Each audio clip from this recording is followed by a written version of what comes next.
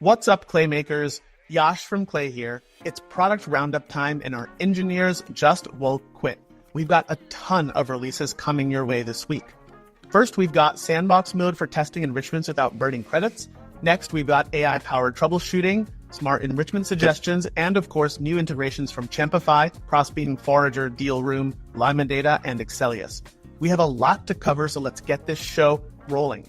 Our highlight this week is Sandbox Mode, and I don't like to use the phrase game changer too often, but I know a lot of you have been waiting for this. You can now safely iterate and experiment with table configurations and enrichments without impacting your original data or burning through unnecessary credits.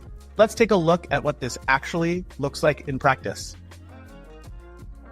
To access Sandbox Mode, we can click on Actions and toggle it as shown here. Now we'll see a few things change.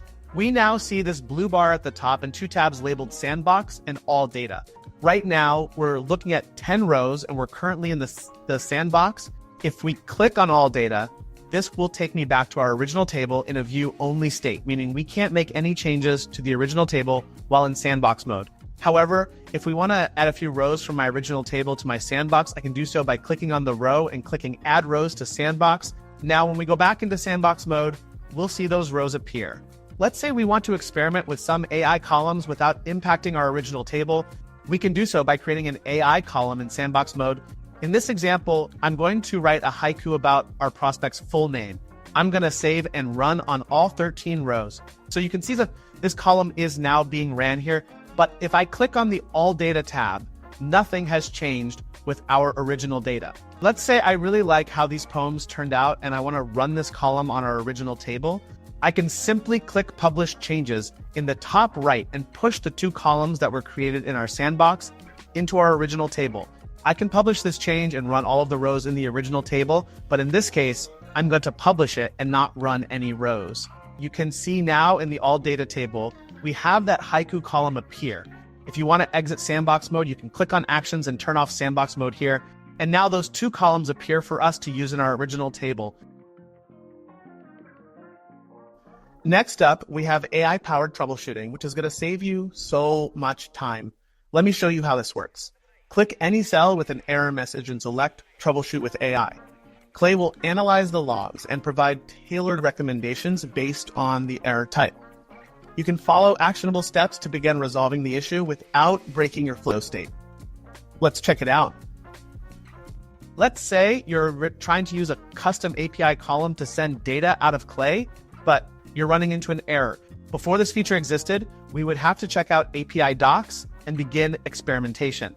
But now, if you click on the error itself, you have the option to troubleshoot with AI, which helps identify the source of the error as shown in this menu. This helps save you a ton of time so you can stay focused on growing your business instead of debugging APIs.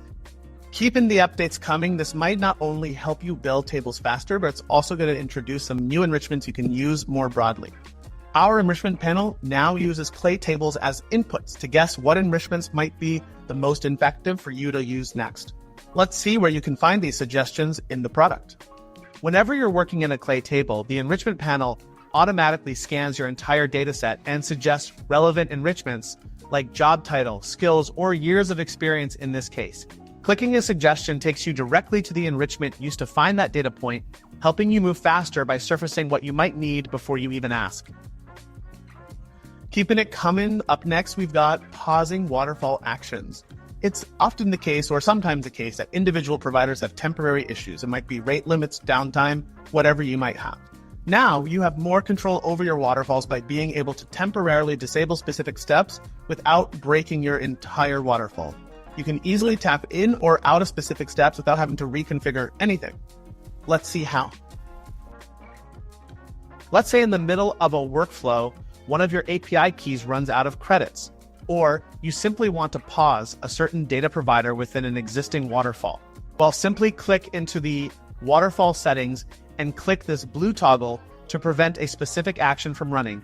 And now these three data providers will not be in use moving forward. You can always come back into this menu and adjust this at any time. Next up, we've got Champify, a brand new provider that helps you find professional profile URLs using just a person's name and one additional data point. Champify will help you increase coverage and also offer a wide range of data points to use to perform this search, like a prospect's job title. Let's take a look. You can now use Champify either as a standalone action or as part of a professional URL waterfall within your workflow. Champify stands out for its flexible inputs, accepting a full name, email, company domain, company name, or job title, meaning you can cast a much wider net when searching, giving you a better chance of finding a match, even if you only have partial information. Keeping things moving along for all our partnership-focused users, this one's for you. We have Crossbeam, which is actually not new news. We've had Crossbeam as a source for a while, but now you can use this as an action within your workflows. Use the action to discover which partners share relationships with your target companies for strategic co-selling opportunities. This new action allows you to access partner details like names, IDs for more immediate collaboration and faster selling experience. Let's check it out in action. With this integration, we'll have to connect your account and organization. Then you'll be able to check any company domain to see if there are overlapping partners between your organization and that company. Here, we can see that Crossbeam found 2 overlapping partners. While this data can be used in various ways, we can also take immediate action by writing it into another table for immediate use in warm outreach, leveraging mutual partners to add trust, relevance, and increase response rates. All right, this one's an absolute banger. We've expanded our deal room integration with 4 new actions for comprehensive company and investor data coverage. The 4 actions include and allow you to 1. Get a company's investors and valuation, 2. Get a list of funds that an investor has received, and 3. Get a list of companies that an investor has invested in. You can connect your own deal room API key for most of these actions to layer this provider into your waterfalls and uncover additional investor and valuation data at scale. Expand your data coverage with an incredibly reliable company and investor platform. Let's see how it works in action. Here you can see these 4 new deal room actions to the enrichment panel. In this example, we start with a list of prospects who have recently raised a Series A. Then we use deal room's Get Company Investors action to pull a list of investors for each prospect and send this list into a new table. From that table, we grab the firm's domain and use another new deal room action, Get Investors Investments, which returns other companies those investors have backed. We then write those investee companies into a final table. This gives you a clear view of companies that share mutual investors, either with your prospects or your own portfolio. You can use this to identify warm intro opportunities or find investor-backed companies that align closely with your best fit accounts. Keeping the fast stream of updates coming, we've got not just 1, but 2 new actions from Forager. The first action is for when you're starting with personal email addresses and you want to build a complete prospect profile. All you have to do is input the email address to search for detailed professional prospect information like work history, education, and profile data. It's perfect for building complete prospect profiles when you have nothing but an email address. The results here are powered by Forager's quality person enrichment dataset. Let me show you how it works. Our integration with Forager is an action found within the enrichment panel. To use this, search for Forager and click Find Professional Profile, input the column containing our contact's personal email, continue and save and run the column. Clicking on a cell with results shows not only the professional profile URL, but also lots of metadata associated with this contact. This action can also be added as a data provider within your existing waterfalls to further increase coverage without altering your existing workflow. Just define the output to return the profile URL as shown here. Up next, the second heavy hitter from Forager is a new personal email action with a strong specialization in APAC, EMEA, and broad global coverage. All you have to do here is input a professional profile URL to then search for the prospect's email address. And of course, as always, you can optionally connect your own API key to save credits. You're going to get exceptional quality results and find emails that many other providers miss in the data test that we've been running.